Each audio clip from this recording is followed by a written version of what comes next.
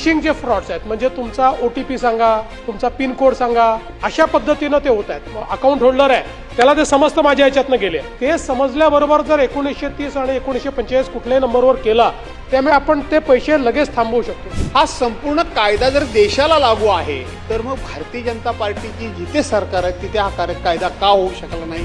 कारण माओवादी जी चळवळ आहे ती 8 राज्यात आहे. त्या 8 राज्यातल्या 5च राज्यात ती उरलेली आहे. त्यातल्या 4 राज्यांनी कायदा केलेला आहे, एक आपण उरलेलो आहे.